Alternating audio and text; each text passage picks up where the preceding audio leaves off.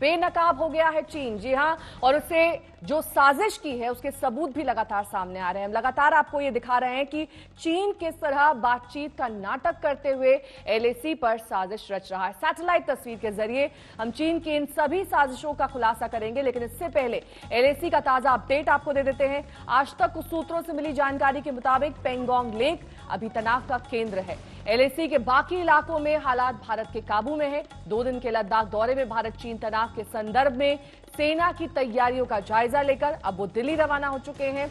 लेके core commander के साथ आर्मी चीफ ने हालात का जायजा लिया था, लेकिन अब दिल्ली में आर्मी चीफ एमएम नरवणे सरकार को ग्राउंड रिपोर्ट देंगे और लेह लद्दाख की पूरी समीक्षा की जानकारी देंगे।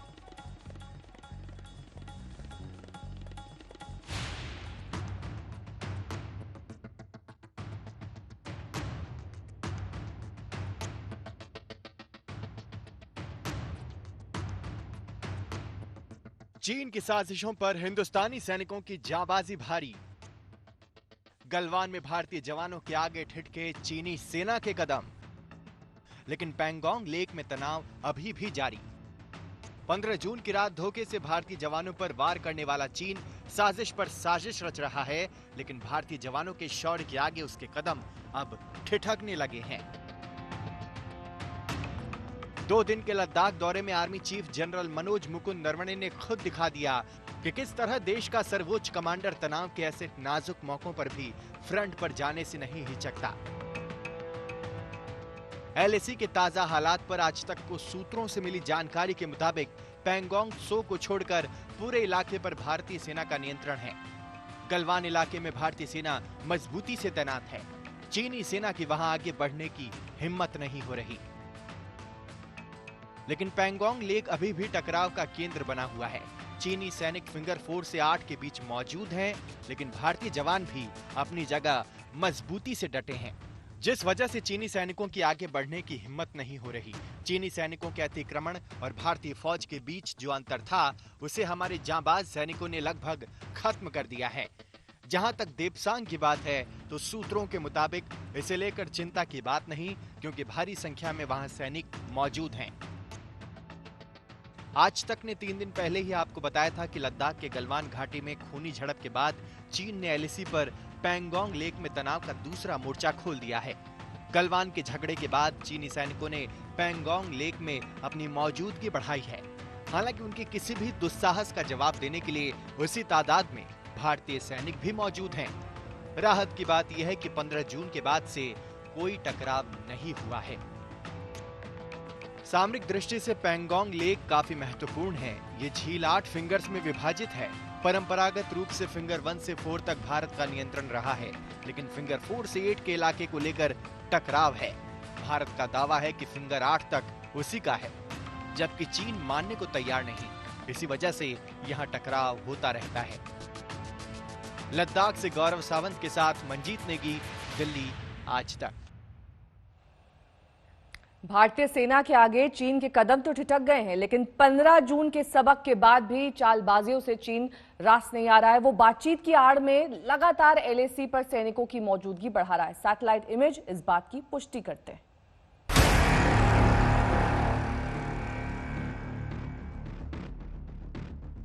बेनकाब हुई चीन की चालबाजी।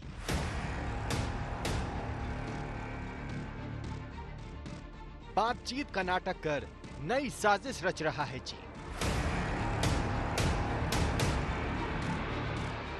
चीन की हर चालबाजी सैटेलाइट कैमरे में कैद।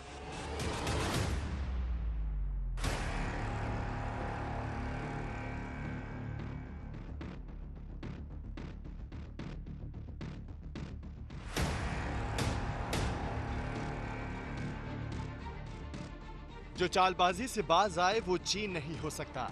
पहले समझौता तोड़ा, 20 निहत्थे हिंदुस्तानी जवानों की कायरता से हत्या की, अब बातचीत का ढोंग कर रहा है और चोरी चोरी छुप के घुसपैठ करने में भी लगा है। चीन की नई चालबाजी का सबूत सामने आ गया है। उसकी नजर अब दौलत बे गोल्डी पर है। जून में चीन सेना का जमावड़ा यहां बढ़ा है। चीन ने यहां नए कैंप और वाहनों के लिए ट्रैक बनाए हैं।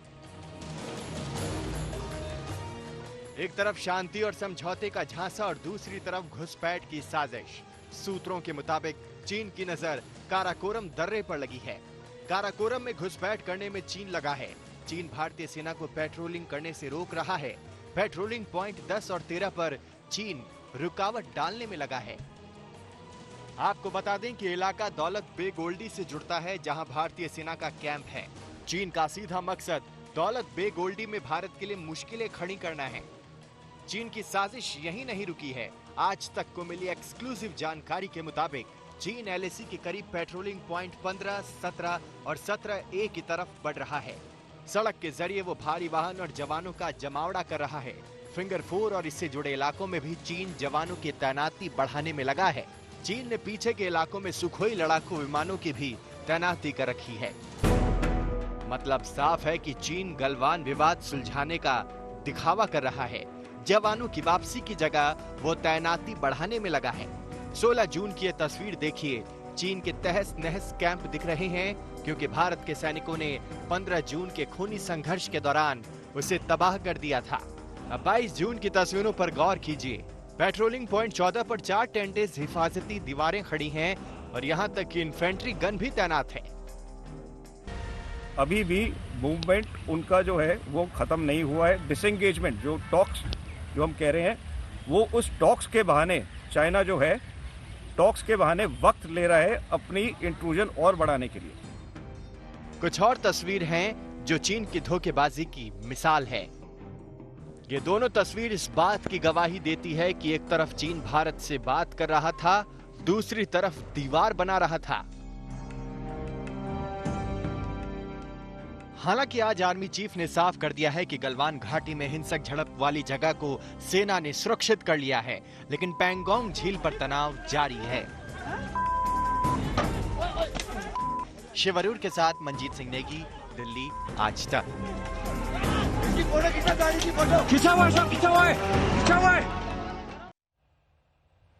और इस वक्त की बड़ी खबर आपको बता दें, ऐसी जानकारी सामने आ रही कि चीन बातचीत का बहाना करते हुए एलएसी पर सैनिकों का जमावड़ा करता रहा है।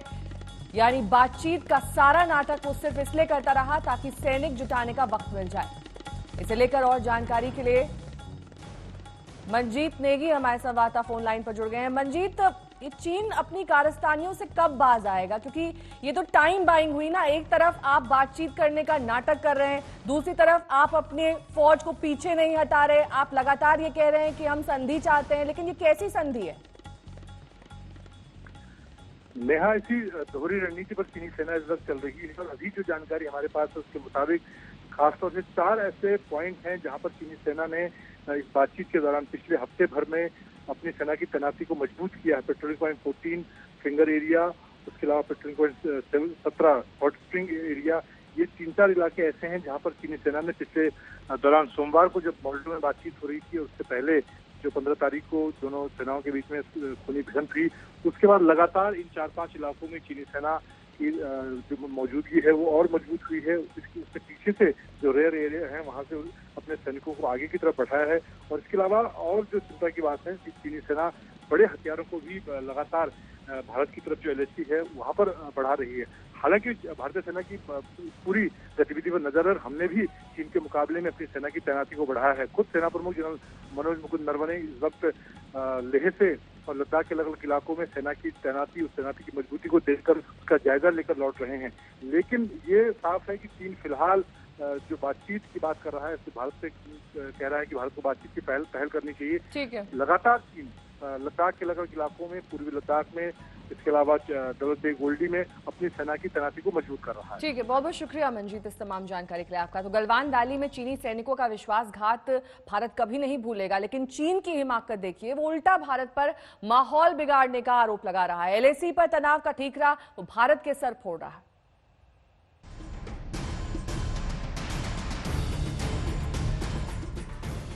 इसे चोरी और सीना जोरी नहीं कहें तो और क्या कहें। एलएसी पर बार बार लक्ष्मण रेखा लांघने वाला चीन मौजूदा तनाव का पूरा ठीकरा भारत के सिर मढ़ने की कोशिश कर रहा है। चीन के विदेश मंत्रालय के प्रवक्ता झाओ लीजियान का ये बयान सुनिए। 中印边界西段加勒万河谷冲突事件引发国内外广泛关注。6月19日，我已经详细介绍了事件的来龙去脉。此次事件的是非曲直十分清楚，责任完全不在中方。首先是印度边防部队 बार बार भारतीय सीमा में घुसने और जमीन हथियाने की कोशिश करने चीन ने एक बार फिर गलवान वैली पर अपना दावा ठोंकने की कोशिश की और उल्टा भारत पर इलाके की भौगोलिक स्थिति में बदलाव का आरोप जड़ दिया। यही नहीं, चीन का आरोप है कि 15 जून की रात गलवान वैली में पहला हमला भारत की तरफ से हुआ था। 中印边界西段实控线是清楚的，加勒万河谷位于实控线中方一侧。中国边防部队一直在此巡逻执勤，对当地管控情况十分清楚。今年4月以来，印方在加勒万河谷敌边 देखिए कौन ज्ञान दे रहा है, वही चीन जो पड़ोसी देशों की जमीन पर कब्जा कर इलाके का भूमाफिया बना हुआ है। ये वही चीन है जिसने बात करने आए भारतीय सैनिकों पर धोखे से हमला बोला था। ये वही चीन है जो बार बार कभी गलवान वैली तो कभी डोकलाम, कभी पैंगोंग लेक तो कभी दौलत बे गोल्डी, हर जगह भारतीय सरजमी में अपने पांव बढ़ाने की कोशिश करता है। 万河谷敌边越线修路架桥，单方面改变当地现状。中方多次向印方提出严正交涉。5月6日凌晨， चीन भारत को शांति का ज्ञान दे रहा है, जबकि सैटेलाइट तस्वीरों से साफ है चीन हर वो काम कर रहा है जिससे शांति भंग हो। बातचीत करने और पीछे हटने का ढोंग करने के साथ साथ वो एलएसी में अपनी मौजूदगी बढ़ा रहा है। ऐसे में शांति का जिम्मा अकेले भारत कैसे उठाए? आज तक ब्यूरो। और इस वक्त एक बड़ी खबर आ रही है, इस बड़ी खबर का रुख करेंगे। दरअसल चीन ने भारतीय सैनिकों को छोड़ने में देरी की थी, इस तरह की बातें सामने आ रही हैं। सूत्रों के हवाले से खबर है। अभिषेक भल्ला हमारे साथ इस वक्त फोन लाइन पर जुड़ गए हैं। अभिषेक, क्या डिटेल्स है? जी देखिए, 15 जून की रात को जब झड़प हुई थी तो उसके बाद दोनों तरफ की सेनाओं में भारी तादाद में लोग जख्मी हुए थे। भारत की तरफ से तो 20 लोग शहीद भी हुए। हालांकि चीन ने अपनी तरफ जो मौतें हुई उसकी कोई पुष्टि नहीं की, लेकिन सूत्रों ने बताया है कि चीन की सेना में भी काफी कैजुअल्टीज हुई थी। और इसके बाद ये कोशिश थी दोनों तरफ से कि अपने जो जख्मी लोग हैं उनको ढूंढा जाए, और दोनों सेनाएं एक दूसरे के इलाके में गईं और लोगों को ढूंढने की कोशिश की। अगले दिन सुबह 16 तारीख की सुबह भारत ने करीब 10 से 12 चीनी सैनिक वापस लौटाए, लेकिन चीन ने करीब 50 सैनिक उनके पास थे जो कि जख्मी थे, उनको लौटाने में काफी देरी की। और इसके बाद भी 24 घंटे की देरी के बाद उन्होंने सारे सैनिक नहीं लौटाए। 10 सैनिक अपने पास रखे, जिनमें से 4 अफसर थे, और 3 दिन तक 18 जून तक ये 10 सैनिक उनके पास रहे। और 16 जून, 17 जून, 18 जून को मेजर जनरल लेवल की बातचीत हुई दोनों तरफ। फिर भी चीन यही कहता रहा कि अभी उन्हें थोड़ा वक्त लगेगा, थोड़े प्रोसीजर्स हैं जो उन्हें पूरे करने हैं और उसी के बाद दिए जा सकते हैं। फाइनली 18 जून की शाम को 10 भारतीय सैनिक वापस लौटाए गए और वो भारत अपनी यूनिट में वापस आ गए। का लगातार खुलासा हो रहा है। नई सैटेलाइट तस्वीरों से साफ होता है कि चीन पहाड़ों को काटकर सड़कें बना रहा है। सैटेलाइट इमेजेस और चीन की साजिश के बारे में विस्तार से बता रहे हैं मेरे सहयोगी राहुल कमल। पिछले कई दिनों से देश भर में ये बहस चल रही है कि क्या गलवान घाटी में उस जगह पर जहां भारत और चीन की सेनाओं के बीच में मुठभेड़ हुई वहां पर अभी भी चीनी सेना मौजूद है? क्या चीनी आर्मी भारत की सरजमी पर है? आज तक को मैक्सार नाम की एक सैटेलाइट कंपनी से एक्सक्लूसिव सैटेलाइट तस्वीरें मिली हैं 22 जून की, यानी कि इस मुठभेड़ के एक हफ्ते बाद और आज से केवल 2 दिन पहले की ताज़ा तस्वीरें इस गलवान घाटी के इलाके की हैं जहां पर मैं आपको अभी लेके चलने वाला हूं। और आप देखेंगे कि PP-14 पेट्रोल पॉइंट 14 जहां के नज़दीक भारत और चाइनीज़ आर्मी आमने सामने आई, वहां पर इस वक्त क्या चल रहा है, वहां पे क्या तस्वीर है, मैं आपको अभी दिखाने वाला हूं। कुल मिला के आपको अब तक तो मालूम ही है कि ये है पेट्रोल पॉइंट 14, जो कि गलवान नाले से ऊपर जब हिंदुस्तानी सेना आती है तो यहाँ पर ये जो लाल रंग का गोला बना हुआ है ये है पेट्रोल पॉइंट 14, और यहीं पर भारत और चाइनीज़ आर्मी के बीच में मुठभेड़ हुई। उसके नीचे ये भारत की DSDBO सड़क है और इस तरफ का जो इलाका है वो चीनी इलाका है और यहाँ पर चाइना का बिल्डअप है। अब मैं आपको यहाँ की पहली तस्वीर दिखाने वाला हूँ। ये वो मैक्सार सैटेलाइट की तस्वीर है। इसमें ज़्यादा समझ में नहीं आएगा क्योंकि बहुत दूर से ली है। आपको बेहतर समझाने के लिए मैं आपको नज़दीक लेके चलने वाला हूँ। और याद रखिएगा, ये वो इलाका है जहाँ पर भारत और चीन की आर्मीज आमने सामने आई और मैं आपको अभी दिखाने वाला हूँ कि वहाँ पर क्या चल रहा है। तो तैयार हो जाइए। पहली दफ़ा आज तक के दर्शकों को हम दिखा रहे हैं उस जगह की तस्वीर जिसके बारे में आपने सुना तो बहुत होगा लेकिन अब तक देखा नहीं होगा। तो ये रही पेट्रोल पॉइंट 14 की तस्वीर। ये वो जगह है जहां पर इस वक्त आप काफ़ी मलबा देख सकते हैं। यहाँ पर चाइनीज़ आर्मी ने दरअसल अपने ठिकाने बना दिए थे। भारतीय सेना ने कहा था कि आपको ये ठिकाने हटाने हैं और वापस जाना है। उन्होंने चूंकि ऐसा नहीं किया तो यहाँ पे जो टेंट थे वो इंडियन आर्मी की 16 बिहार रेजिमेंट ने आके उखाड़ दिए। ये है दरअसल पेट्रोल पॉइंट 14। और जब वो कहते हैं कि कई सारे जो सैनिक हैं, अफसर हैं, वो नदी में गिर गए लड़ाई करते करते, वो इसलिए आप देख सकते हैं क्योंकि नदी एकदम नज़दीक से गुजरती है पेट्रोल पॉइंट 14 के, और इस वजह से नदी में गिरना आपको अब थोड़ा समझ में आता है विजुअली कि दरअसल हुआ क्या रहा होगा। इसके पीछे जैसे आप आते हैं, पहले मैं आपको दिखाऊं कि यहाँ पे हिंदुस्तान की पर्सपेक्टिव से क्या चल रहा है। यहाँ पर हिंदुस्तान की गाड़ियाँ हैं, हमारा JCB है और हम लोग अभी भी अपना सड़क बनाने का काम, जो इस कच्चे रास्ते को थोड़ा मजबूत करके ताकि हमारी गाड़ियाँ आगे आ सकें, वो बनाने का काम लगातार जारी है। चीन ये प्रेशर डाल रहा है कि हिंदुस्तान इस तरह का काम रोके और हम अपना इंफ्रास्ट्रक्चर ना डेवलप करें, लेकिन हमारा कहना है कि चीन ने डेवलप किया है तो हम आखिरकार क्यों ना करें। ये हिंदुस्तान की गाड़ियाँ देख, किसी ने भी फौजी गाड़ी अगर चीन इंडिया आर्मी की देखी हो तो आपको मालूम है गाड़ी कैसी दिखती है। और यहाँ पर हमारा अभी भी सड़क बनाने का काम और इंफ्रास्ट्रक्चर डेवलप करने का काम जारी है। तो यह है चाइनीज साइड। यहाँ पर काफ़ी मलबा है, लाजमी तौर पे बड़ी लड़ाई रही तो उसके चक्कर में मलबा है। कुछ ये लाल रंग के टेंट हैं जो कि चाइनीज आर्मी के टेंट हैं। और जैसे जैसे इस तस्वीर में, और सैटेलाइट इमेज की खास बात यह है कि हालांकि ये आकाश से ली हुई तस्वीर है, ये आपको लगभग ऐसा दिखाती है कि आप उस इलाके के ऊपर खड़े होकर आप नीचे देख रहे हैं। ये आप देखिए, अब आप जैसे पीछे आते हैं तो चाइनीज़ गाड़ियाँ हैं, चाइनीज़ आर्मी की गाड़ियाँ हैं, इनके JCB हैं। JCB यानी जिस गाड़ी का इस्तेमाल होता है, जिस इक्विपमेंट का सड़क बनाने के लिए, ये इनके चाइनीज़ इक्विपमेंट आप यहाँ पे देख सकते हैं। इनका सड़क बनाने का काम यहाँ पर ये लोग कर रहे हैं और इनकी कोशिश ये है इस तस्वीर में, जो कि साफ नज़र आती है, कि जो पानी का बहाव है वो कहीं ना कहीं रोका जा सके। उसकी वजह यह है कि अगर इसी तरीके से रहा तो नदी में जगह नहीं है गाड़ी आगे लेके जाने के लिए, इसलिए चाइनीज़ चाहते हैं कि पानी का बहाव वो लोग रोक दें। मैं आपको थोड़ा सा और दिखाता हूँ।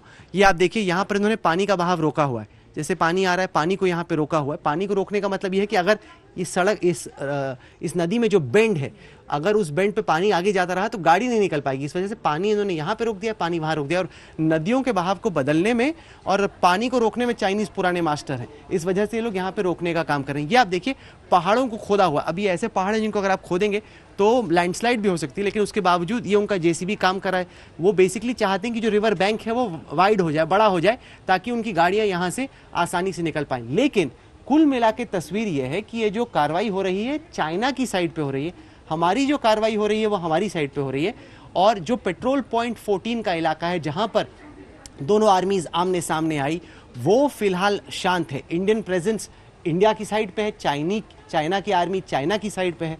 और कुल मिला के आप देखें कि अगर आप इंडिया की प्रेजेंस देखते हैं तो आपको नजर आएगा कि हम लोग वहाँ पे अपना लगातार काम जारी रख रहे हैं। अगर आप इस साइड पे आते हैं, ये है लाइन ऑफ एक्चुअल कंट्रोल, लाल रंग की लाइन, इस साइड पे गलवान नाले के आप नीचे आते हैं तो आपको साफ तौर पे चाइनीज़ प्रेजेंस नज़र आती है। कई सारी इनकी गाड़ियाँ नज़र आती हैं और विस्तार से इनका प्रेजेंस है। मतलब छोटा प्रेजेंस नहीं है, कोई एक पलटन का प्रेजेंस नहीं है, ये बहुत बड़ा इनका प्रेजेंस है। और बहुत बड़ा इनका रोड बनाने का काम, वहाँ पे अपना कैंप बनाने का काम इन तस्वीरों में आप देख सकते हैं अभी भी चल रहा है। लेकिन ये लाइन ऑफ एक्चुअल कंट्रोल के चाइनीज़ साइड पे है और हमारा काम चल रहा है हमारी साइड पे। अहम बात यह है कि सरकार प्रेशर में नहीं है, सरकार दबाव में नहीं है। सरकार बावजूद इसके कि चाइना कह रहा है कि आप सड़क ना बनाइए, हम अपनी सड़कें बना रहे हैं। उसकी बड़ी वजह यह है कि जब चीन ने अपना पूरा इंफ्रास्ट्रक्चर डेवलप कर लिया लाइन ऑफ एक्चुअल कंट्रोल के नजदीक, तो हिंदुस्तान क्यों ना करे? यही मैसेज हम भेज रहे हैं। आतंक परस्त पाकिस्तान की पोल खुल गई है। अमेरिकी सरकार की रिपोर्ट में पाकिस्तान का पूरा कच्चा चिट्ठा सामने आया है। रिपोर्ट में कहा गया कि पाकिस्तान आतंक से जंग का सिर्फ दिखावा करता है। मसूद अजहर जैसा आतंकी आजाद घूम रहा है। यह भी कहा गया है कि पाकिस्तान अपनी जमीन से आतंकी संगठनों को ऑपरेट करने दे रहा है।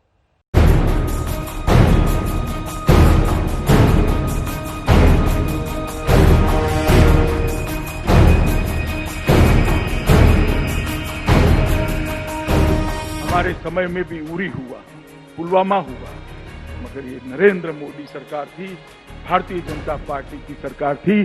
कुछ ही दिनों में सर्जिकल स्ट्राइक और एयर स्ट्राइक कर घस में घुसकर दंडित करने का काम भारतीय जनता पार्टी की नरेंद्र मोदी सरकार ने किया। आतंक परस्त पाकिस्तान फिर बेनकाब।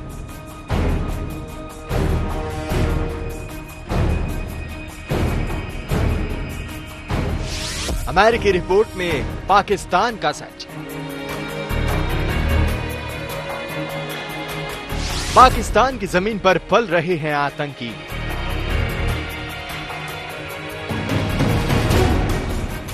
जैश लश्कर से पाकिस्तान ने मूंदी आंखें।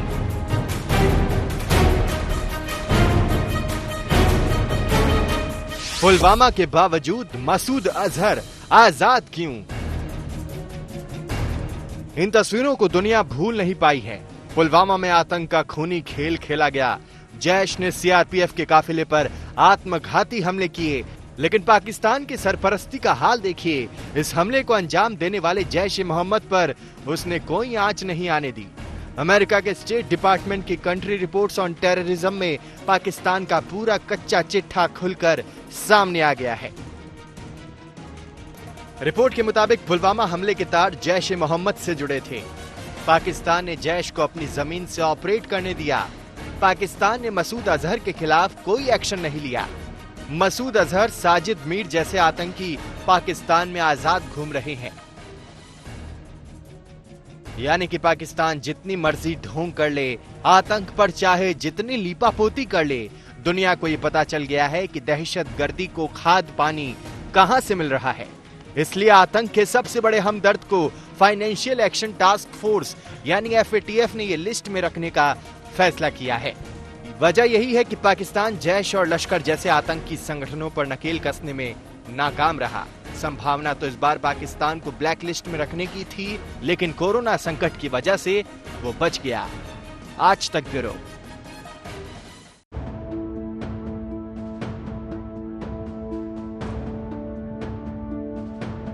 एक तरफ गलवान घाटी में चीन अपनी हरकतों से बाज नहीं आ रहा है, वहीं जवानों की शहादत पर लोगों का गुस्सा बढ़ता जा रहा है।